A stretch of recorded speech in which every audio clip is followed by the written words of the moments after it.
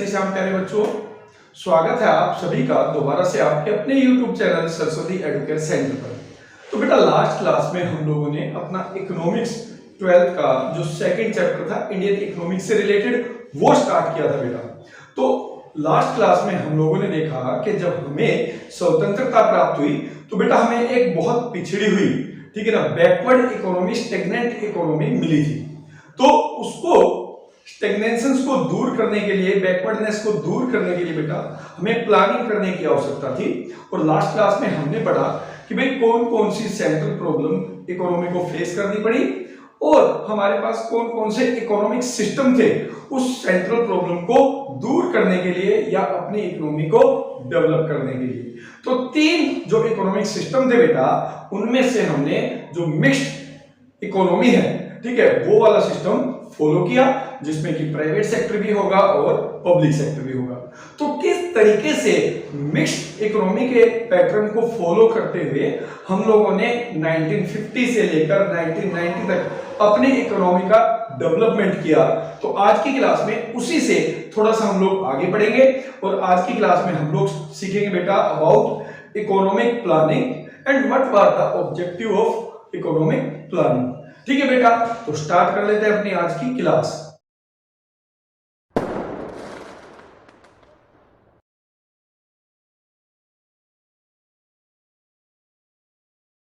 करते हैं कि भाई इकोनॉमिक प्लानिंग क्या है, ठीक है, जो आपका नेक्स्ट टॉपिक है इस चैप्टर का।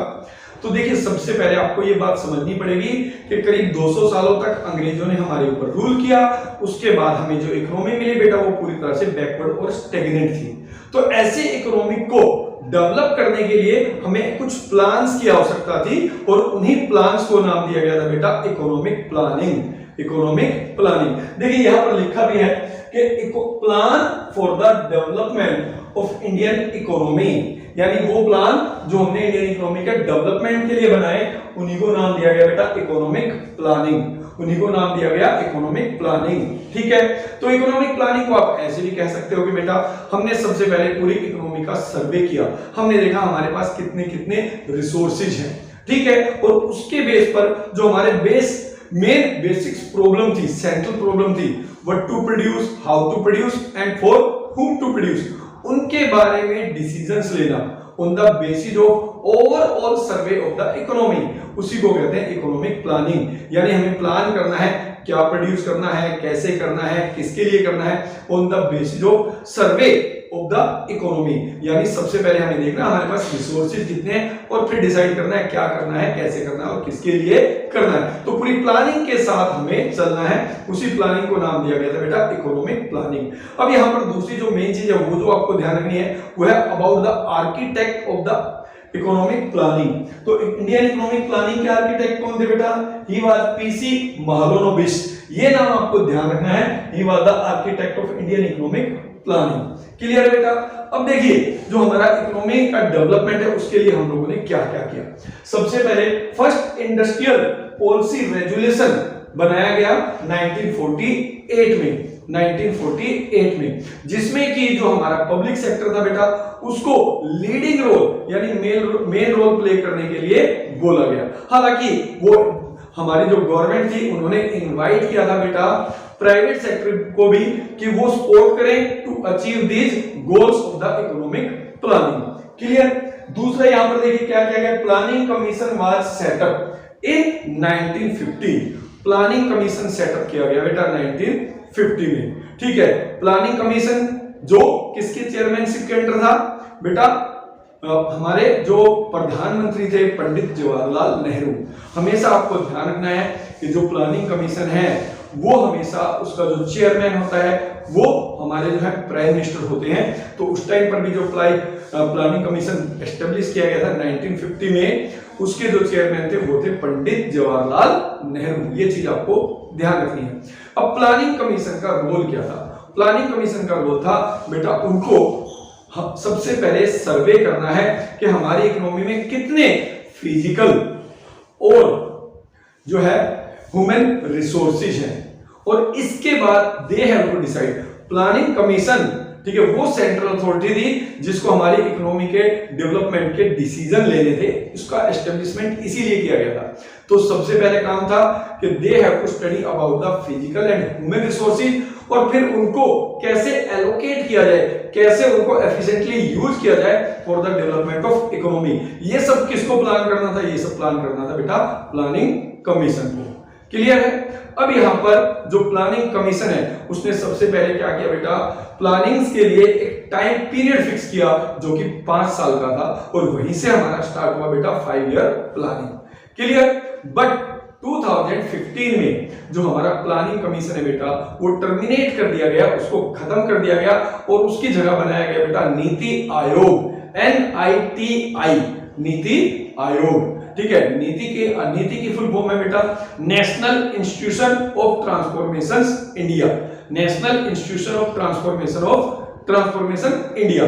ठीक है, तो इसको आपको ध्यान में रखना है। आज के टाइम पर प्लानिंग कमीशन काम नहीं करी, planning commission is not the central authority. आज के टाइम पर नीति आयोग, ठीक है, NITI Aayog is the central authority जो कि डिसाइड करती है with the help of given resources what to produce, how to produce and for whom to produce।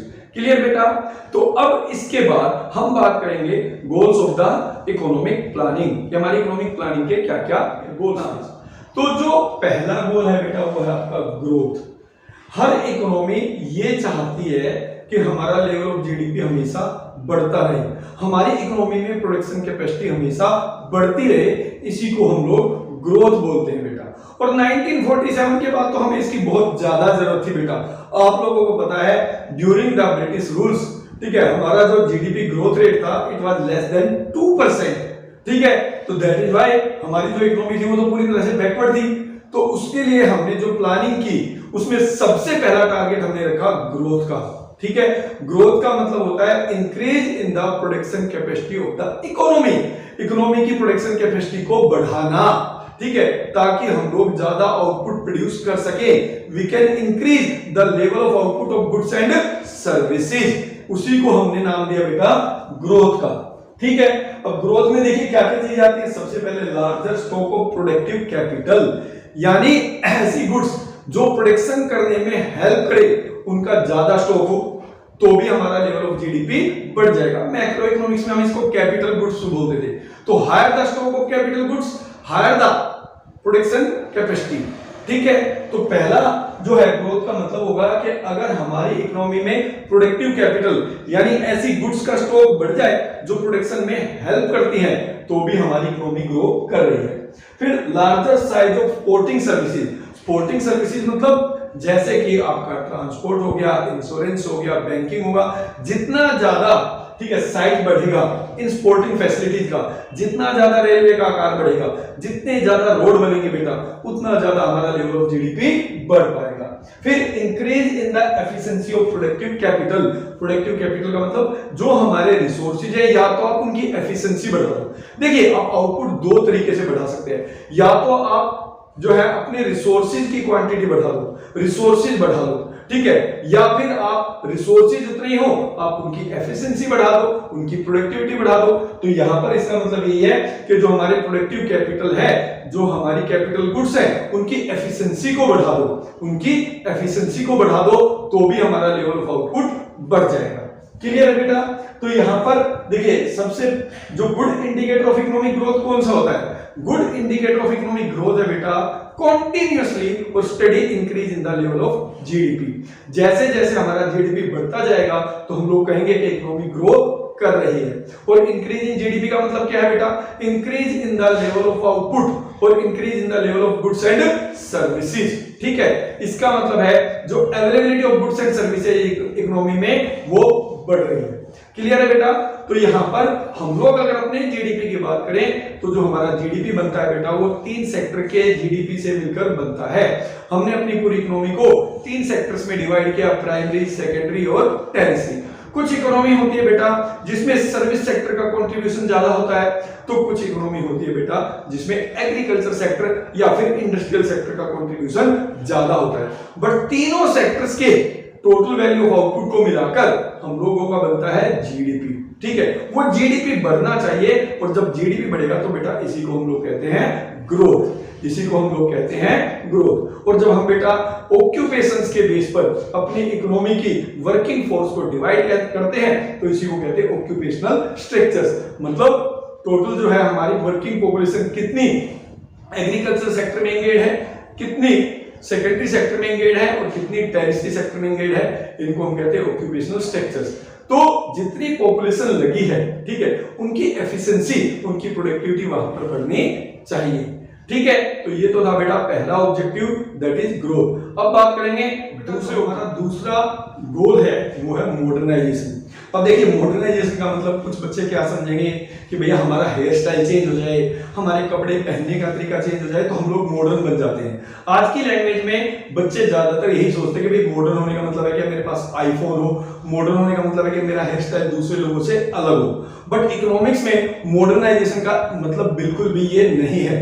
Modernisation का मतलब होता है बेटा adoptions of new and advance technology. ठीक है, यानी जो गुड्स और सर्विसेज हम लोग प्रोड्यूस कर रहे हैं बेटा, उसके लिए न्यू और एडवांस टेक्नोलॉजी का यूज करना। जैसे कि एक फार्मर को मॉडर्नाइजेशन के लिए हम कब कहेंगे, जब वो पुराने सीड्स की जगह पर नए HYV सीड्स यूज कर रहा है, या फिर जो अपनी पुरानी टेक्नोलॉजी थी उसको नई टेक्नोलॉजी के साथ रिप्लेस कर रहा है। इन द सेम मैनर एक फैक्ट्री भी मॉडर्नाइजेशन को यूज कर सकती है बेटा। एक फैक्ट्री को भी हम मॉडर्न कह सकते हैं कब, जब वो पुरानी आउटडेटेड मशीनों को हटाकर उसकी जगह नई मशीनों का यूज करना शुरू कर दे। तो मॉडर्नाइजेशन का मतलब पहला जो पॉइंट है वो होता है बेटा use of advance and new technology. नई टेक्नोलॉजी को हमें अपनी लाइफ में अडॉप्ट करना है, ठीक है, उसको हम कहते हैं मॉडर्नाइजेशन। और जो दूसरा पॉइंट है बेटा इसमें है change in social outlook. Social outlook मतलब हमें अपना सामाजिक नजरिया चेंज करना पड़ेगा बेटा। ठीक है, हम हमेशा से क्या मान कर चलते थे कि जो काम एक मेल कर सकता है बेटा वो फीमेल नहीं कर सकती, उसको हटाना है, उस नजरिए को चेंज करना है, इसी का नाम है बेटा मॉडर्नाइजेशन। ठीक है, हमें वुमेन एम्पावरमेंट को समझना पड़ेगा, हमें वुमेन लिटरेसी रेट को बढ़ाना पड़ेगा, हमें उनको ज्यादा लिबर्टी देनी पड़ेगी ताकि वो हमारे साथ मिलकर काम कर पाए और हमारी इकोनॉमी के डेवलपमेंट में कंट्रीब्यूट कर सके। तो इसको कहते हैं बेटा चेंज इन सोशल आउटलुक। तो मॉडर्नाइजेशन में दो ही पॉइंट आते हैं बेटा, पहला use of advance and new technology, ठीक है, दूसरा जो आता है change in social outlook. Clear. अब बात करेंगे बेटा इसके तीसरे पॉइंट। जो आपका तीसरा गोल है वो है सेल्फ रिलायंस। सेल्फ रिलायंस का हिंदी में मतलब होता है आत्मनिर्भर, कि भैया आत्मनिर्भर बनना है। तो इसका मतलब क्या होता है, इसका मतलब होता है कि भैया हमें अपनी डिपेंडेंसी खत्म करनी है दूसरे देशों के ऊपर, एक्सटर्नल असिस्टेंस के ऊपर हमें अपनी डिपेंडेंसी, फॉरेन कंट्रीज के ऊपर हमें अपनी डिपेंडेंसी को खत्म करना है। और इसी का दूसरा मतलब कह सकते हो कि भाई हमारे को अपनी इकोनॉमी के डेवलपमेंट के लिए अपने डोमेस्टिक रिसोर्सेज को ही यूज करना है ताकि हमारी डिपेंडेंसी खत्म हो सके। तो इसी को कहते हैं self reliance. Means self reliance का मतलब है to reduce dependency of our country on the rest of world, ठीक है, और use our domestic resources for the development of our economy. ठीक है, भारत में ऐसे बहुत से प्रोग्राम चल रहे हैं बेटा जो सेल्फ रिलायंस को प्रमोट करते हैं। जैसे एक प्रोग्राम आपने सुना होगा make in India. Make in India, इसका मतलब यही था कि जो चीजें हम दूसरे देशों में बनवा रहे हैं उनको अपने देश में बनाना, इसी को हम कहते हैं self Reliance, make in India. इसके अलावा आपने एक और चीज सुनी होगी बेटा, नाम है vocal for local. Vocal for local का मतलब क्या है कि जो हमारी डोमेस्टिक प्रोड्यूस गुड्स है उन्हीं को हमें आगे रिकमेंड करना है ताकि हम लोग दूसरे देशों के ऊपर डिपेंड ना रहें। ठीक है, अब बात करते हैं बेटा कि जो सेल्फ रिलायंस है वो जरूरी क्यों है हमारे देश के लिए। पहला देखिए पॉइंट है to reduce foreign dependency. Dependency आएगा बेटा यहाँ पे, तो सी वाई कर लेते हैं, ठीक है, टू रिड्यूस फॉरेन डिपेंडेंसी, कि भाई हम लोग जो विदेशों के ऊपर आश्रित थे, विदेशों के ऊपर निर्भर थे, उसको खत्म करना है। क्यों?